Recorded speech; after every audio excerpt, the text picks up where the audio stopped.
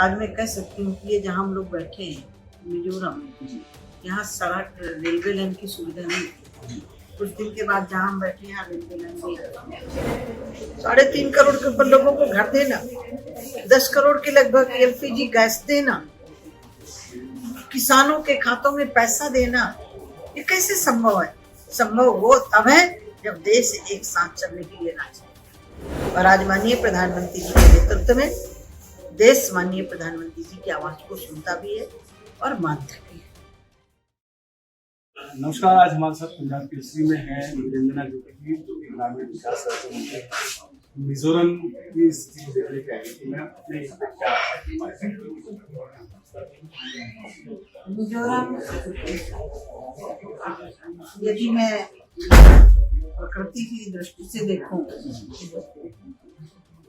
प्रकृति सचमुच में ये पृथ्वी माँ कहीं सुंदर दिखाई पड़ रही तो नॉर्थ ईस्ट के प्रदेशों में, जहाँ हमेशा हरा भरा रहता है, कुछ कठिनाइयाँ होती हैं, कुछ सुविधाएं भी होती हैं, और यहाँ के लोगों को मैंने देखा है कि बहुत ज्यादा आपाधापी है, ये भी हो जाए वो भी हो जाए, जो है साथ में अपना काम कर रहे हैं। तो 2-3 विषय हैं जिनको लेकर के मैं यहाँ आई। तो मेरे पास एक खाद्यान्न वितरण वाला भी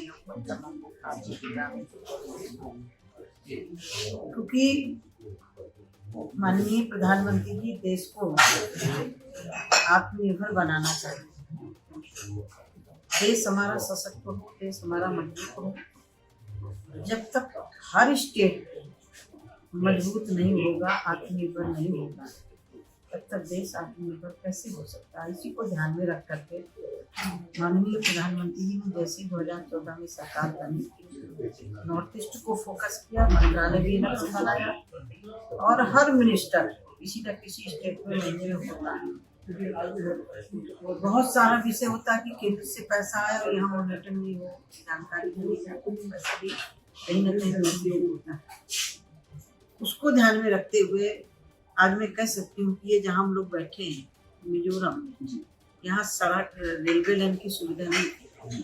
कुछ दिन के बाद जहाँ हम बैठे हैं रेलवे लाइन भी बहुत सारा विकास तय करता है। रेलवे है, रोड बहुत सुंदर बन गया, आपने देखा होगा। मैं नितिन गडकरी की बधाई देती हूँ कि दुर्गम एरिया में भी उन्होंने रोड पहुँचाया। ऐसे रेलवे विभाग भी काम करना है। मेरा तो मानना ये है कि जैसे शरीर में धमनियों में खून दौड़ता है, सर्वांगीण शरीर स्वस्थ तभी रह सकता है जब पूरे शरीर में खून सामान्य मात्रा में दौड़ रहा हो। ऐसे ही देश के विकास के लिए, प्रदेशों के विकास के लिए रोड और रेलवे, ये दो बहुत महत्वपूर्ण है। और उड़ान योजना के अंतर्गत आप देख रहे हैं कि एयरपोर्ट सब जगह बन रहे हैं। यहाँ मैं आई थी 16 में, तब एक कोठरी अकेले थी, आज पूरा सुंदर सा बन रहा है। तो ये दूरगामी सोच माननीय प्रधानमंत्री जी को जो है कि हमारा और आपने देखोगे कोविड जैसी महामारी के समय पर जब पूरा विश्व अपने नागरिकों को बचाने में हाथ खड़ा कर रहा था, उस समय माननीय प्रधानमंत्री जी ने गरीब कल्याण योजना घोषणा करके मनरेगा में भी पैसा दिया कि जिसका रोजगार छीना है, तो कहीं फैक्ट्रियों में काम करते थे, फैक्ट्रियां बंद हो गई, तो उनको रोजगार उनके काम में मनरेगा के तहत राशन, गरीबों को घर कैसे दिया, गरीब कैसे। और मैं तो मानती हूँ कि यदि शहरी और ग्रामीण मिलाकर के 3.5 करोड़ लोगों को मकान दिए, 3.5 करोड़ लोगों के पास तो अपना स्वयं का घर हो, बहुत बड़ी बात है। वो 3.5 करोड़ व्यक्ति घर बनाने में ही अपनी जिंदगी पूरी खपाए थे, और वो घर अकेले नहीं है, शौचालय भी है, गैस चूल्हा भी है, लाइट भी है, तो कितना उसके लिए ये इससे तो छुट्टी मिली ना। अब वो कम से कम अपने बच्चों को पढ़ाने में या अन्य काम में शुरू करेगा। माननीय प्रधानमंत्री जी ने जो गरीब गैस चूल्हा नहीं खरीद सकता था, जो सामर्थ्य लोग थे उनसे सब्सिडी देने की मांग की, और लोगों ने स्वेच्छा से दिया भी, वापस भी किया। जो संपन्न लोग थे उन्होंने वापस भी किया। और मेरा तो मानना है कि देश का नेतृत्व निष्कपट काम करता है तो जनता भी उनकी बात को सुनती है। और यदि जनता सुनती नहीं होती तो कोविड के समय माननीय प्रधानमंत्री जी ने आह्वान किया कि भाई एक दिन 24 घंटे का लॉकडाउन लग रहा, पूरी सरकार ठप।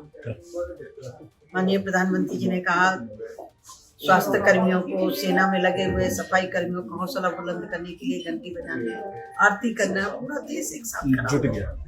ये बहुत बड़ी बात है भाई। जब व्यक्ति देश का नेतृत्व निष्पक्ष व्यक्ति के हाथ में होता है तो व्यक्ति बात सुनता है। और आपने देखा कि वही कारण है कि कोविड के समय 80 करोड़ लोगों के घर तक राशन पहुंचा, जब पूरी दुनिया घरों में कैद थी। वो बहुत बड़ी चुनौती थी, बहुत बड़ी चुनौती। और ये विश्व लोहा मान रहा है कि भारत ने कैसे कर लिया। हर व्यक्ति को वैक्सीन लगा देना, 3.5 करोड़ के ऊपर लोगों को घर देना, 10 करोड़ के लगभग LPG गैस देना, किसानों के खातों में पैसा देना, ये कैसे संभव है? संभव वो तब है जब देश एक साथ चलने के लिए राजी। और आज माननीय प्रधानमंत्री जी के नेतृत्व में देश माननीय प्रधानमंत्री जी की आवाज को सुनता भी है और मानता भी है, क्योंकि वो व्यक्ति ऐसा है, वो अपने लिए नहीं जी रहे। और मेरा तो मानना ये है कि एक निष्पक्ष भाव से काम वही कर सकता है जो एक संत प्रवृत्ति का व्यक्ति।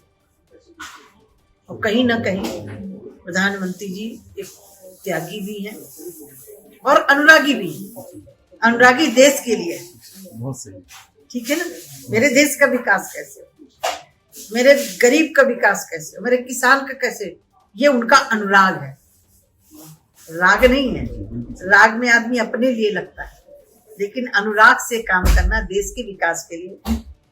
और ये काम वही कर सकता है जो त्यागी, अपने मन से त्यागी, अपने लिए नहीं जीता, वो समाज के लिए जीता। और यही कारण है कि आज देश, आप बीजेपी देखिए, अर्थव्यवस्था देखिए, लोग कह रहे थे अर्थव्यवस्था पूरे विश्व की डगमगा गई, भारत की भी हो जाएगी, आज हम 5वें स्थान पे।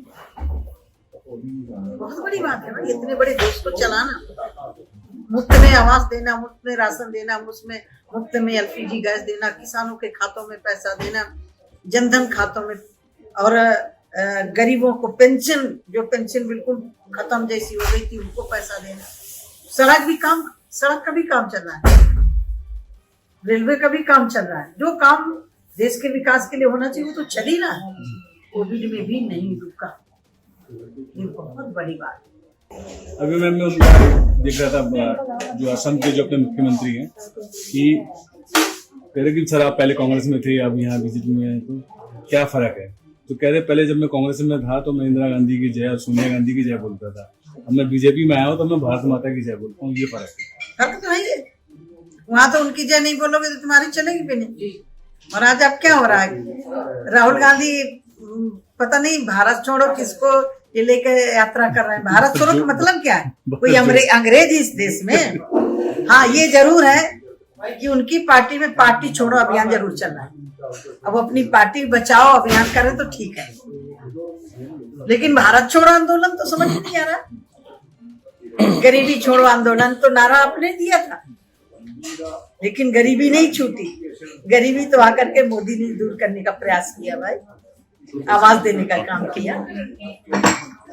हमारे साथ ग्रामीण विकास मंत्री रंजना जोगी जी, इन्होंने बेबाक तरीके से अपनी बात रखी। पंजाब केसरी के लिए कैमरामैन मोहन के साथ सत्येंद्र त्रिपाठी, मिजोरम।